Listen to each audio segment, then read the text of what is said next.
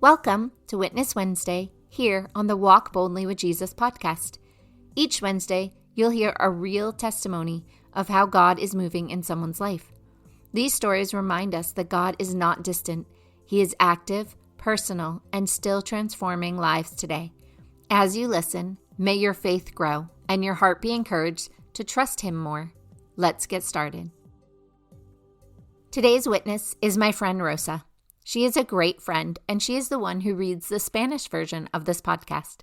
She lives in Florida and recently took a trip to Rhode Island to visit her mother. She shares her testimony of how God worked things out for her and her family while they were traveling home. Things did not look very good, but she never gave up hope, and she never stopped praying. God is so good. I can't wait to share this with you. Take it away, Rosa. I had to go to Rhode Island because my mom had 2 strokes, and my flight back was on Monday, March 2nd. My brother, who also lives in Florida, was in New Jersey at the time because of my niece's cheerleading competition. So my brother decided to rent a vehicle and go all the way to Rhode Island to surprise my mom, which he did. And it was such a beautiful surprise. So I decided to take the ride back with him back to Philadelphia and travel from Philadelphia to Orlando versus from Rhode Island to Orlando. On our way, we received a first email stating that our flight was going to be delayed until 8:13. Our flight was originally at 7:46, so we didn't think much of it because we still had plenty of time. So we just kept riding. We stopped in New Jersey, did a little bit of sightseeing. Then, when we were getting closer to Philly, we received another email stating that our flight was going to be delayed till 9:35 p.m. So we stopped in Philadelphia. We went sightseeing. We went to the Liberty Bell. Then we went to Rocky Balboa's statue.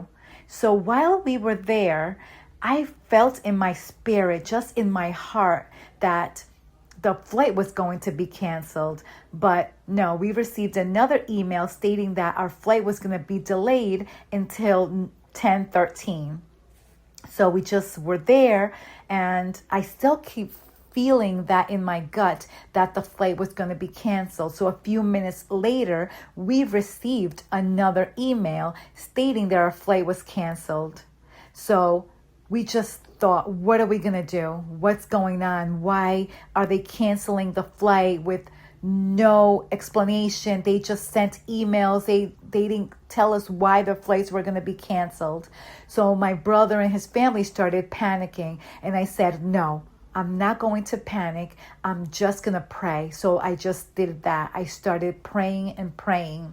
So we decided to go to the airport to Spirit Airlines to ask them, what's going to happen, because we cannot stay in Philadelphia because we're from Orlando and we're far away from our family in Rhode Island.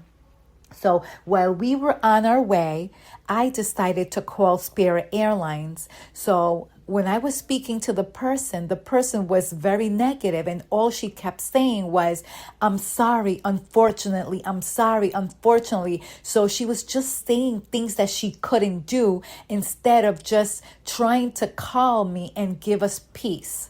So she kept putting me on hold and kept checking flights. And she said, we don't have anything until 48 hours. Then she came back on the line saying, we have something for the next day at 7:46, but it's going to be with a stop. And we started telling her it's no good. We can't stay here. We have no family. We have no money to stay in the hotel. So we need something for today. So she kept looking and looking. We arrived at the airport. We were in front of the Spirit terminal. And then she just kept saying, there's nothing I can do. There's nothing I can do. I asked her for a supervisor, and she said, well, I am the supervisor and I'm trying my best. I explained to her that I have a special need daughter that's diabetic, that has chronic arthritis, and that she cannot sit for a long time. She cannot walk a long distance, and we cannot stay at the airport. So she kept looking and looking. While we were on hold, she stated, I'm going to see if I can find a different airline that can help you, but you are 6. Maybe for you and for your daughter, I can try to find something and fit you in, but you are 6. I said, well, they're my family and they're helping me with my daughter. I cannot just leave them here because they have no money, no place to stay, no one here that they know. So I cannot just leave them. So where she kept looking, I received an email stating that my flight has been changed and they booked me with American Airlines. So while I was still on hold, we started running to the terminal, to American Airlines terminal, so we can be there. The email stated that our flight was going to be at 7:17 and that we had to board by 6:36. We were there at 6:10. We were not even on time to board and do all the check-in. They stated because it was less than 45 minutes, we could not add our bags. So we said we have to take our bags. The other thing is that they had my niece as an unaccompanied minor, which that is a mistake that the other airline made, and they probably couldn't change it because of the time. So I started praying, and yes, we were able to all be checked in and checked our bags in.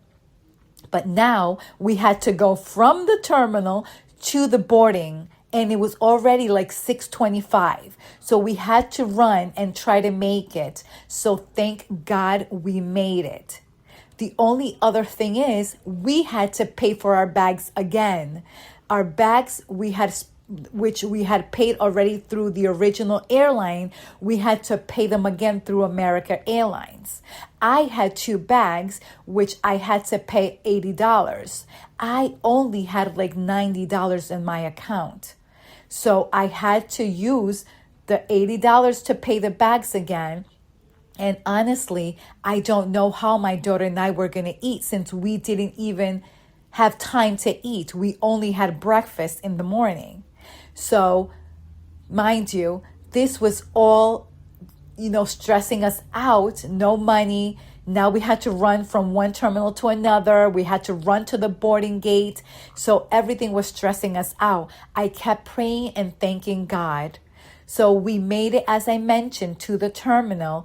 And guess what?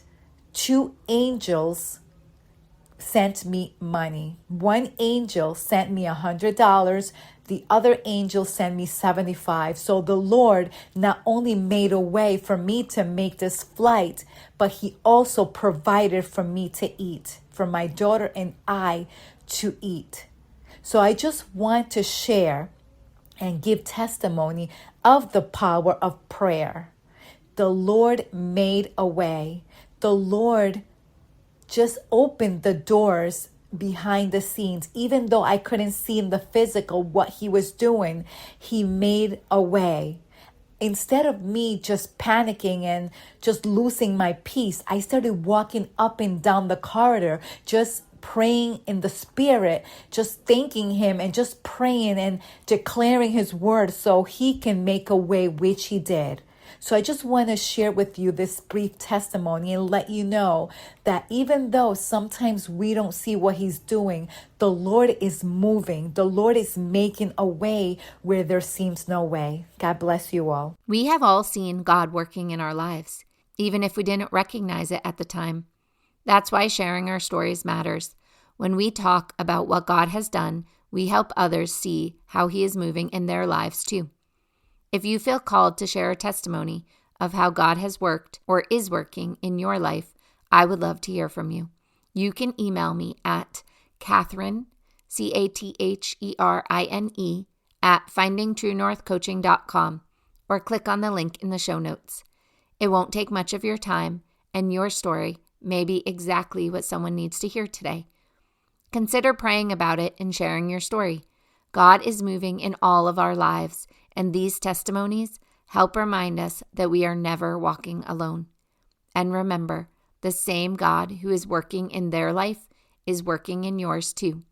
Keep walking boldly with Jesus.